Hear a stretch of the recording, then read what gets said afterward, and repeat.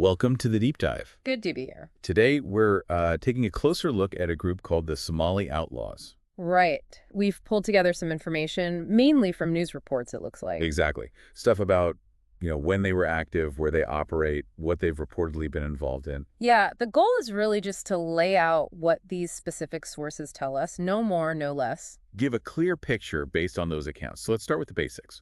Who are the Somali Outlaws? Well, the sources identify them pretty clearly as a Somali American gang. Okay, Somali American, and originating where? Right here in Minnesota, actually, the Minneapolis-St. Paul metro area. So local, not somewhere else. Nope. And described more specifically as a street gang made up of Somali American youths. Youths, okay. That paints a picture. It kind of grounds it in a specific community context, doesn't it? Definitely, within the Twin Cities. All right, what about a timeline? How long have they been around? The info suggests activity from the 2000s, basically up to the present. Wow, okay. So 2 decades, potentially more. That's quite a while for a group like this. It is. Suggests some staying power or maybe persistent conditions allowing them to operate. And there's a specific date mentioned regarding leadership, right? Yeah, a pretty significant one. Mustafa Ali, identified as a leader. He was killed, shot 3 times, apparently. And when was that? October 11th, 2019. Okay.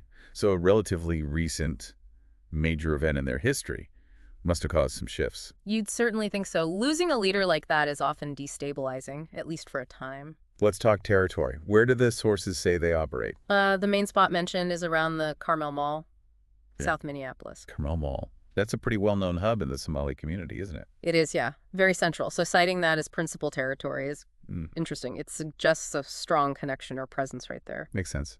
Any other areas? St. Paul is also mentioned, and specifically the Cedar-Riverside neighborhood in Minneapolis. Cedar-Riverside.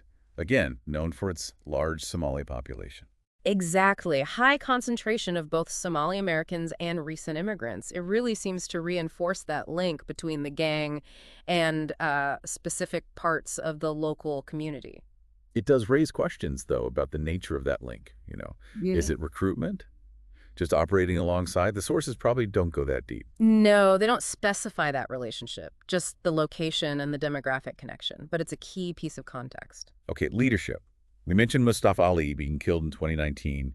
He was definitely identified as a leader. Explicitly, yes. The sources name him as a leader of the Outlaws. So his death wasn't just some random event.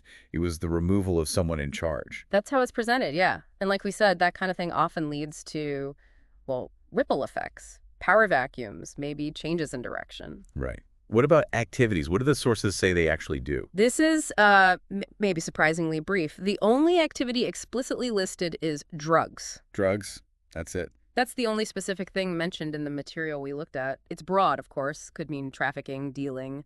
But that's a label given, okay? Doesn't mean it's exhaustive, but it's what's reported. Precisely. It's the one concrete data point on activities from these sources. Right. What about relationships with other groups? Any alliances mentioned?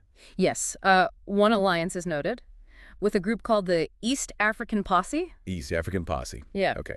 So they're not totally isolated. There's some networking going on. Seems like it. Alliances can mean different things. Support, shared territory, common enemies. Speaking of enemies, rivals. Oh, yeah. Several are named. The Hot Boys. Okay. Madhiban with attitude. Right.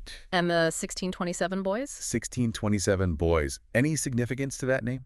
Yes, actually. The sources point out they're named after a specific high-rise apartment building in Cedar-Riverside again. Wow. So very territorial. Literally named after a building in a rival's neighborhood, or maybe their own. Seems tied directly to that physical space, yeah. Really highlights the turf aspect of these rivalries. And the sources mentioned something about how these rivalries play out, right? Something about retaliation.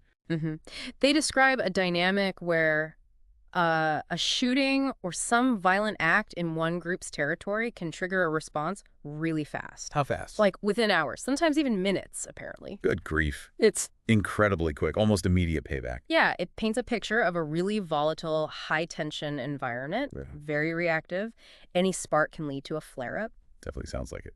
Okay, before we wrap up, let's just quickly touch on the sources themselves. Where did this info come from? It's based on news articles. We've got one from Fox 9 But titled 18-Year-Old Charged After Gang Feud Turns Deadly in Minneapolis. That was from October 2019, right after the Mustafa Ali incident. makes sense. Then there's a Los Angeles Times piece from back in 2014.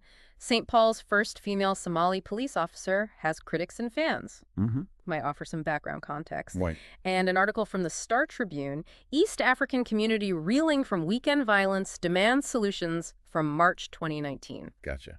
So establish local and national news outlets covering specific events and related community issues. Exactly. Our understanding is built from these publicly reported accounts. Okay, so let's try and summarize this. We're talking about the Somali Outlaws, identified as a Somali American street gang from the Minneapolis-St. Paul area. Active since the 2000s. Key territories include near Carmel Mall, St. Paul generally, and Cedar-Riverside specifically. Leadership included Mustafa Ali until he was killed in 2019. Reported activity focuses on drugs. They've got an alliance with the East African Posse and rivals like the Hot Boys, Madhiban with Attitude, and the 1627 Boys. And these rivalries seem pretty intense, marked by that rapid cycle of retaliation. That seems to be the picture painted by these specific sources, yeah. So it gives us a kind of snapshot based on these news reports. It does. A snapshot of reported gang activity within certain communities here in the Twin Cities. Shows links between identity, place, conflict. Right. And maybe a final thought to leave folks with. As we consider this information, it's worth remembering it is a snapshot, right, based on specific incidents and reporting. Absolutely. Understanding the full picture in any community, especially one dealing with issues like gang activity, it's complex. There are usually deeper social, economic factors, things that news reports might only touch on. So this deep dive gives us the documented points, but the why and the broader context, that often requires looking even further. Exactly. It's a starting point, but there are always more layers to explore.